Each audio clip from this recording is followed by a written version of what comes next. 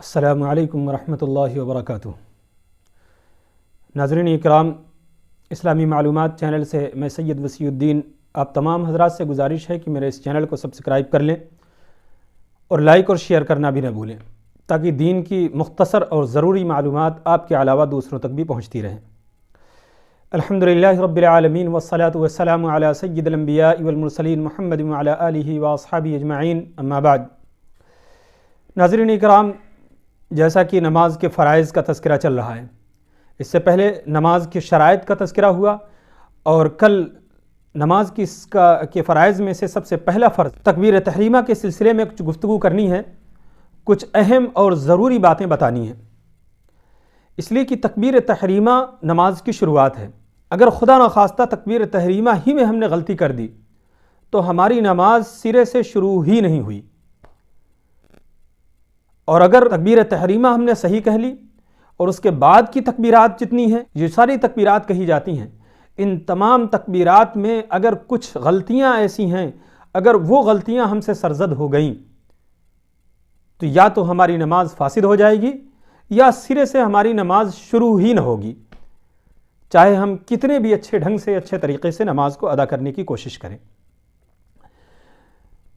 تو سب سے پہلی چیز جو سمجھنی ہے وہ یہ کہ سنت کے مطابق ہمیں مرد حضرات کو اپنے ہاتھوں کو کان کی لو تک اس طریقے سے لے جانا ہے، مونڈھے کے اوپر کہ انگوٹھا ہمارا کان کی لو کے قریب ہو، یہاں تک لے جانا ہے۔ اور ہماری عورتیں، ہماری مائیں اور بہنیں جو نماز پڑھ رہی ہوں تو ان کے لیے پردے کا اہتمام سب سے اہم ہے، تو وہ اپنے ہاتھوں کو کاندھے تک لے جائیں گے، اتنا کاندھے تک لے جائیں گے، مونڈھے کے اوپر نہ جائے گا، کاندھے تک لے جائیں گے۔ اور دوسری چیز یہ کہ ان ہاتھوں کو لے جاتے وقت بعض حضرات اپنے آپ کو آگے کی طرف جھکا دیتے ہیں،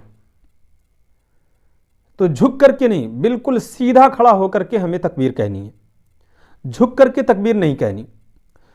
ایک چیز۔ دوسری چیز یہ کہ بعض حضرات تکبیر کہتے ہوئے ہاتھوں کو اس طریقے سے لے جاتے ہیں کہ بالکل پیچھے لے کے چلے جاتے ہیں، ہاتھوں کو یوں بھی نہیں کرنا، نہ جھک کر کے کہنا ہے اور نہ ہاتھوں کو پیچھے لے جانا ہے، بلکہ سیدھے کھڑا ہونا ہے اور دونوں ہاتھوں کو بھی سیدھا رکھنا تاکہ انگلیوں کی جو سرے ہیں یہ بھی قبلے کی جانب ہوں۔ بالکل ٹائٹ کر کے یوں نہیں کرنا، بلکہ آرام سے آہستہ سے اس کو یوں چھوڑ دینا ہے اور اس طریقے سے ہاتھوں کو لے جانا ہے تاکہ انگلیاں جو ہیں، انگلیوں کے سرے وہ بھی قبلے کی جانب ہوں۔ یہ سنت طریقہ ہے۔ اس کے بعد ہم جو تکبیر کہیں گے اللہ اکبر، اس میں ناواقفیت کی بنیاد پر کچھ بھائیوں سے کچھ غلطیاں ہوتی ہیں۔ اس میں ایک یہ کہ بعض حضرات نہ جانتے ہوئے ناواقفیت کی بنیاد پر اللہ اکبر کہہ دیتے ہیں۔ اگر اللہ اکبر آپ نے کہہ دیا، الف، اللہ کے الف کو آپ نے کھینچ کر کے پڑھ دیا تو آپ کی نماز شروع ہی نہیں ہوئی۔ آپ اب کتنی بھی اچھی نماز پڑھیں، آپ نماز میں داخل ہی نہیں ہوئے، آپ نے اللہ رب العزت کی بڑائی پر شک کر لیا، آپ نے کہا، آپ نے سوال اٹھا دیا کہ کیا اللہ بڑا ہے؟ اللہ کی بڑائی آپ نے بیان نہیں کی بلکہ آپ نے اللہ کی بڑائی پر سوال کھڑا کر دیا۔ اور اگر خدا نخواستہ کسی شخص نے یہ لفظ اللہ اکبر کا لفظ اگر جانتے بوجھتے ہوئے سمجھتے ہوئے کہہ دیا تو اندیشہ اس بات کا ہے کہ وہ ایمان سے خارج ہو جائے اور کفر میں داخل ہو جائے،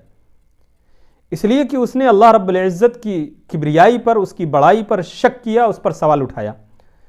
اور ناواقفیت کی بنیاد پر ہے تو کفر تک تو نہیں پہنچا لیکن نماز شروع نہیں ہوئی اس کی۔ اور اگر آپ نے اللہ اکبر تکبیر تحریمہ کہتے وقت تو کہا لیکن بعض کی دوسری تکبیرات میں آپ نے اللہ اکبر کہہ دیا تو آپ کی نماز فاسد ہو جائے گی، نماز ختم ہو گئی۔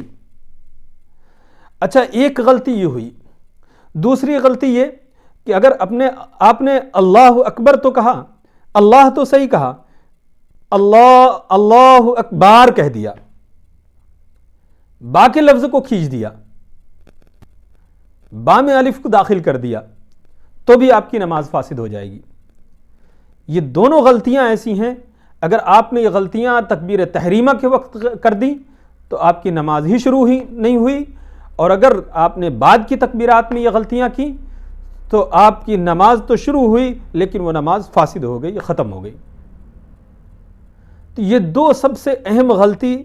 اس وقت کی ہے جب ہم تکبیر تحریمہ شروع کر رہے ہوں، اپنی نماز کو شروع کر رہے ہوں، اس وقت کی یہ غلطی ہے۔ اچھا، ایک غلطی اور بھی ہوتی ہے کہ ابھی امام نے ہاتھ اٹھایا اللہ اکبر کہنے کے لیے، آپ اتنی جلدی میں تھے کہ ابھی امام نے اللہ اکبر نہیں کہا، آپ نے اس سے پہلے اللہ اکبر کہہ کر کے ہاتھ باندھ لیا۔ اگر آپ نے امام سے پہلے اللہ اکبر کہہ دیا تو بھی آپ نماز میں داخل نہیں ہوئے، آپ چاہے جتنا امام کے پیچھے نماز پڑھ لیں، آپ نماز میں داخل ہی نہیں ہوئے، آپ نے اپنی نماز شروع ہی نہیں کی۔ تو ان سب چیزوں کا خاص لحاظ رکھنا ہے۔ اور ایک جگہ اور غلطی ہم سے ہوتی ہے، وہ اس طریقے سے ہوتی ہے کہ ہم امام نماز پڑھ رہا ہے، نماز شروع ہو چکی ہے، ایک رکعت مکمل ہو چکی، امام صاحب نے رکوع کر دیا، اب ہم جلدی جلدی دوڑتے ہوئے آئے اور آ کر کے ہم نے اللہ اکبر کہتے ہوئے سیدھے دوڑتے ہوئے ہم نے رکوع کر لیا۔ اس حالت میں رکوع کیا ہم نے کہ ہم نے پورا اللہ اکبر کہہ کر کے نہیں، کھڑے ہو کر کے نہیں کہا۔ اس حالت میں ہم نے رکوع کیا کہ ہم نے پورا اللہ اکبر کھڑے ہو کر کے نہیں کہا۔ تکبیر تحریمہ کے لیے قیام فرض ہے، تکبیر تحریمہ کا کھڑے ہو کر کے کہنا فرض ہے۔ اگر آپ نے اس حالت میں اس وقت اللہ اکبر کہا کہ آپ کا اللہ تو کھڑے ہو کر کے رہا اور اکبر آپ کا رکوع میں ہو گیا، تو بھی آپ کی نماز شروع نہیں ہوئی، آپ نماز میں داخل نہیں ہوئے۔ تو یہ چھوٹی چھوٹی چیزیں ہیں، بہت معمولی چیزیں ہیں۔ آپ اللہ اکبر کے الف کو کھینچ کر کے نہ کہیں، آپ کی نماز ختم ہو جائے گی۔ آپ اکبر کے با کو کھینچ کر کے نہ کہیں، اگر با کو کھینچ دیا تو بھی آپ کی نماز ختم ہو گئی۔ اگر آپ کی رکعت چھوٹ رہی، امام کے ساتھ شامل ہونا ہے تو اللہ اکبر آپ کو تکبیر تحریمہ والا اللہ اکبر آپ کو کھڑے ہو کر کے ہی کہنا ہے، چاہے کہ امام رکوع سے اٹھ جائے۔ اگر آپ نے اللہ اکبر کھڑے ہو کر کے نہیں کہا بلکہ بس دوڑتے دوڑتے اللہ اکبر اس طریقے سے کہا کہ اللہ آپ کا کھڑے ہو کر کے رہا اور اکبر رکوع میں چلا گیا، تو بھی آپ کی نماز ختم ہو گئی۔ تو یہ تکبیر تحریمہ کے سلسلے میں ہماری کچھ غلطیاں ہیں جو ہم سے سرزد ہوتی ہیں، اور یہی غلطیاں ہم سے اذان میں بھی ہوتی ہیں۔ بارہا سننے کو ملتا ہے کہ لوگ اذان دے رہے ہوتے ہیں تو یا تو اللہ اکبر کہہ کر کے اذان دیتے ہیں یا اللہ اکبر کہہ کر کے اذان دیتے ہیں۔ تو آپ اندازہ لگا سکتے ہیں کہ اس اذان کی کیا حالت ہوگی جس لفظ سے نماز فاسد ہو رہی ہو، اس لفظ کو جب ہم اذان میں ادا کر رہے ہوں تو وہ کہاں ہماری اذان کو لے کر کے جائے گا۔ اللہ تعالی ہم سب کو سمجھنے کی اور ان بڑی بڑی غلطیوں سے، دیکھنے میں معمولی اور حقیقت میں بڑی غلطیوں سے ہم سب کی حفاظت فرمائے۔ ہمیں اپنی نمازوں میں ان سب چیزوں کا خاص لحاظ اور خیال رکھنا ہے۔ اگر ہم انشاءاللہ اسی طریقے سے جڑے رہیں گے تو یہ مختصر سی اور چھوٹی چھوٹی حقیقت میں بڑی بڑی معلومات ہمیں انشاءاللہ روز بروز تھوڑا تھوڑا کر کے حاصل ہوتی رہیں گی۔ اللہ تعالی ہم سب کو معلومات کو سیکھنے، سمجھنے اور عمل کی توفیق عطا فرمائے۔ وما علینا الا البلاغ۔